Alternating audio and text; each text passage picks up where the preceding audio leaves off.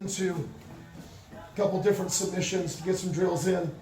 So when I'm coming in and I'm playing with Matt's arms, okay, what I want to do is I want to get his hands. If I take my body, cut it in half, cut it in half. His hands right now are in the lower half. Okay, preferably I want him up into my upper half. So you start to think about green lights and red lights. So if I cut my body in half here and I cut my body in half here, his hands right now are in green zones. They're in the green zone compared to this line, and they're in green zones compared to this line. I want to start making him cross boundaries. So the moment his hands can come up here, his hands now are entering into yellow. Okay, what does the yellow light mean? Warning. Okay, warning, caution. Okay, ultimately it tells you that where you're at is temporary at best. Okay, and get out of there. Okay, or go like hell and get out of that intersection. So either you need to stop your behavior or finish what you're doing. Okay, so if I can put him into yellow, that's fantastic. Okay, so we have yellow when it comes to lower to upper, and yellow when it comes to making him cross that line. Hands can cross the lines, they will be yellows. When the elbows cross those lines, those are reds.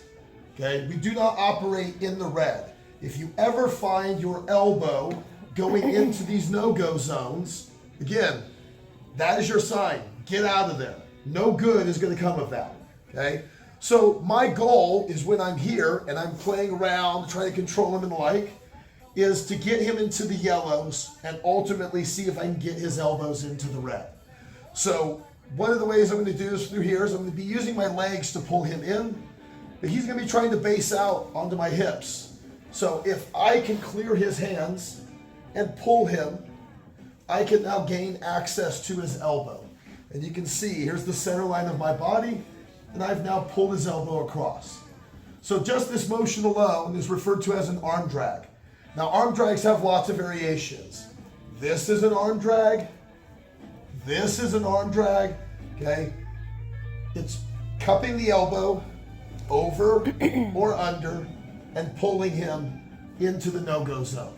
So right now his elbow is in the red, okay? And one of the reasons why we don't like the elbow to be in the red is because if he's here, then what is defending this space? Absolutely nothing. So as soon as it's there, I want to start to go behind, and now I'm going to reach around and I'm going to put two fingers, okay, and I'm going to hook right into his armpit. From here, I know Matt's a good grappler. There's no way he's going to let me take his back, so he's going to start to push in. When he does, I transition to his throat. Okay, now through here, I keep pushing his face and throw my leg over his head. His arm is still stuck between my legs, so now this turns into my arm bar, and I can go after his elbow. Okay, so this is a move that we did a little bit earlier in the week. So that part we're going to start to add to this through here is now Matt is going to pull his arm out to defend. That's a very classic type situation.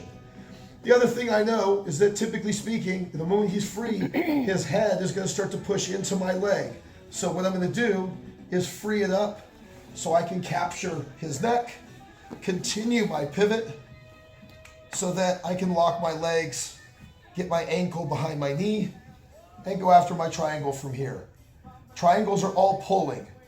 Pull everything into you until they tap. Then the part I want to do is I want to take his hand and I want to pull his hand into my lap. Now through here, I like to bro shake. I like to come in, be like, how you doing? Okay? Cup. I like to now arm wrestle him. I'm going to take my choke off so he's not dying. I like to now arm wrestle. So what is arm wrestling? I like to pin. I don't like thumb in the air. I like to pin. So his palm now is completely flat. I like to be here, arm wrestle him, and his thumb now is pointing that direction. So now when I'm here, now I pull his hand to the side while this knee pinches in. So while I've got him here, that's another arm bar, but it goes a different direction, okay? Traditional arm bar is going to go here, and I lift my hips I'm lifting to go after his elbow. Through here, arm wrestle him, pull him sideways. And this one goes after the side of the elbow. You have radius and ulna and humerus. Okay, two bones, radius and ulna, and there's the humerus. So when you break the elbow, that's your typical thing. It's not really breaking the arm. You're like popping cartilage and capillaries and things of that nature. On the one that I just did, when I go arm wrestling, I'm breaking the arm this way now instead of breaking it this way. One goes with the hinge, I'm just overflexing the hinge, and one is actually tearing the hinge sideways. Okay? So as far as breaks are concerned, the sideways break is more damaging.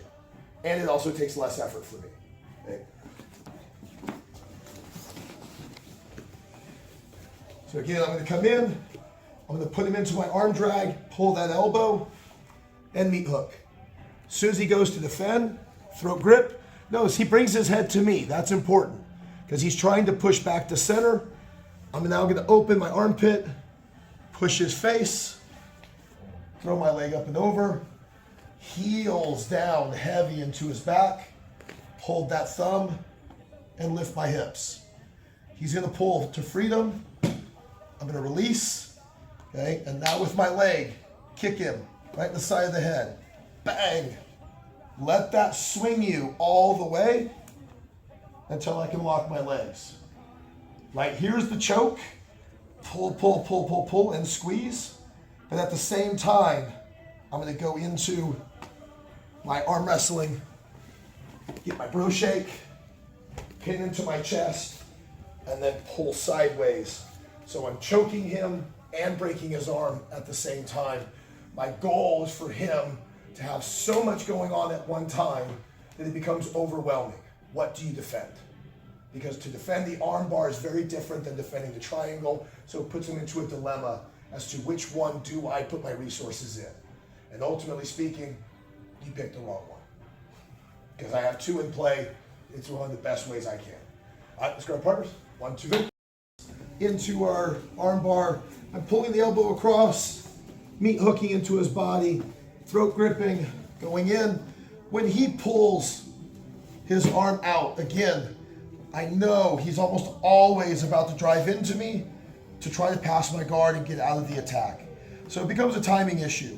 While his arm is still between my legs and he's pulling, he has no base on this side. His hand's already on the ground right now, so he could attempt to resist. But you gotta think, in the heat of the moment, when we're here, he already has a plan. He is expecting to pull this arm out and drive into me. So go and pull and drive. So this is where he's expecting to go. And then he's gonna start trying to pass. This is where his motion is going. Now, when we're drilling, we're only going 35 miles an hour. How difficult is it to change your mind and go new paths at 35 miles an hour? Not bad. Okay. Now, if you think you're going to do that same process in a live roll, okay, you're sadly mistaken. At 100 miles an hour, if you do a rapid lane change, you're going to wreck.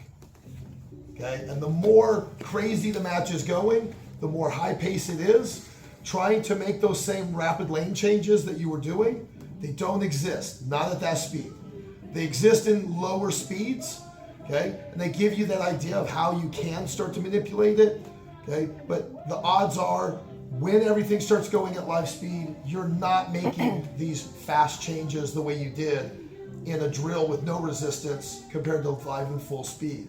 So when I'm here and he pulls, okay, then I'm gonna use my leg and punch his head to the ground. Now immediately from here, I want to start controlling this other arm that's being left behind. Whether that's on this side or whether that's on this side, I don't care which, okay? This leg through here is to try to prevent him from making his leap of faith, but this leg here is to stomp his head and put it in the ground. Now through here, I also have other hands available, so if he starts trying to do interesting or weird stuff, I have other hands available. Now through here, he's gonna start trying to pick his head up. That's one of the commonalities. And when it happens, I throw my foot inside and I start to pin. If the hand is in the back, all I do is start to push his wrist forward Okay? If I hold his elbow, it gets tighter. Okay? And if I can lock up my hands, it gets even tighter. Okay? Or if his hand's on this side, okay, I throw my foot in and I go after his arm. Remember what we did before? Bro shake. And then I start to pull his arm across my hip. Okay? As I'm here, I want him palm up, and then my knee presses over the top. Look what happens if he's palm down. But if he's palm down, then he feeds into the other one. So again, I don't really care. I would prefer to go after his arm early, but if he rotates that hand and he gets back to this position, then again, if I just hold his elbow and push his wrist, it happens just as well. If I can actually lock my arms, it's even better. Okay. And then through here, as other variations, a lot of times as soon as we go in here, he can start trying to free his arm up, trying to get out of the position, and I can start to switch it. Okay. And I can switch it to the back foot, start to lock him up from here. Okay. Or if we're here, now I can start to let him manipulate his own head. And then we can start to feed back into our triangle and have more fun with it. But as soon as he pulls his arm, stomp the curb, put his head to the mat. So I come in, boom, grip, arm bar, he pulls, stomp. Expect, it's one of two reactions, okay? He either tries to somersault over the top, or he plants his hand and that head starts to come up. As soon as it does, I hook, here's his arm, and I'm already going in for my break, okay? Or again, he's here, collect that arm, go in, feed it, go in from here. And again, if he starts trying to pull that arm to freedom, I can feed it to my other leg, and then we can start to feed into our triangle or feed into other fun. But for now, let's just get the head to the ground and go after the arm that's in front of us.